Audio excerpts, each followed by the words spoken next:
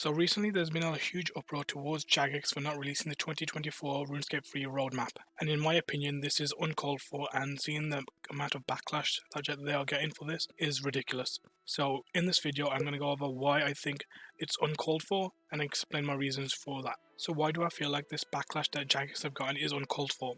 Well, to break it down, we do not necessarily need a roadmap to know what is coming up ahead in RuneScape. Let me explain. We can look at history of the last few years and how Jagex like to release their content. They mainly focus mid-summer to end of fall for their major content releases. So we know for the next 6 months we are going to get very minimal updates, and that's to be expected. So knowing what the next 6 months is going to be is just going to be filler content, essentially isn't going to change how you play the game. And you might be thinking, well, what about the players who pay on a monthly basis? Don't they want to know? Well, yeah, they can cancel their sub and not play the game. It's that simple, right? The game doesn't require you to be playing every single week. In fact, it's unhealthy, in my opinion, to play a game religiously every single week. You need to take breaks, and especially a game like RuneScape where you need to take breaks so then you can eventually come back and play all the content all at once. Because a lot of these players who are calling for a roadmap, I speculate that these are endgame players. These are the top 1% of players who can get through content really quickly. And that's not necessarily the case for a lot of new players, or even players who play in Iron Man mode or Hardcore Iron Man, or even make a new account and start up fresh. Because there's a lot of content that has been added in the last 3 years that have been huge expansions to the game that alter the early game experience to the end game. And that is a new experience that people just don't play because people are so dedicated towards playing their main that they don't necessarily understand how the game has necessarily changed from when they played it. Right, I remember back in the day, I started playing RuneScape in the 2011, right, just before EOC.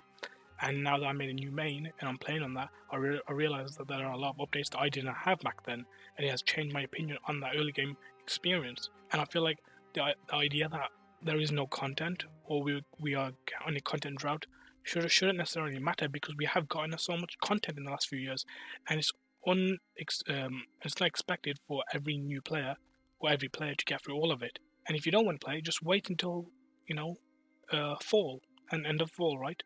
Until Jagex releases their big new update, because I don't think a roadmap is the important thing that we should be focused on. I think the most important thing that we should be focusing on is the fact that Jagex, ever since Hero Pass, has went quiet when it comes to live streams. Something that people don't necessarily bring up a lot is that RuneScape 3 and Old School RuneScape have a very strong community feedback, right? They always have a live stream.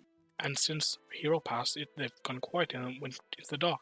Now that means a few things, right? It can either mean they're afraid to go and speak to the community because updates are coming aren't necessarily what the community wants, or it could be the fact that they got their heads down making updates and we just need to wait for them. So overall, I feel like the backlash is uncalled for and unwarranted, because we can always refer back to history and how Jagex released their content and know that, right, this is the norm, right, this is to be expected. And the more concerning thing should be is that, where are the live streams? Why isn't Jagex communicating on the live streams like they used to do?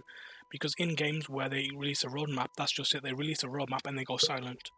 RuneScape doesn't do that. RuneScape releases a roadmap and they still talk about it after the roadmap is released. There is constant feedback and communication between the devs. So I just want to know, where are the devs? What are they doing? Where are the live streams? Why are they talking to the community? Right? These are important things that I feel like go underlooked, and that is more of a problem than necessarily the roadmap itself. So that's about it.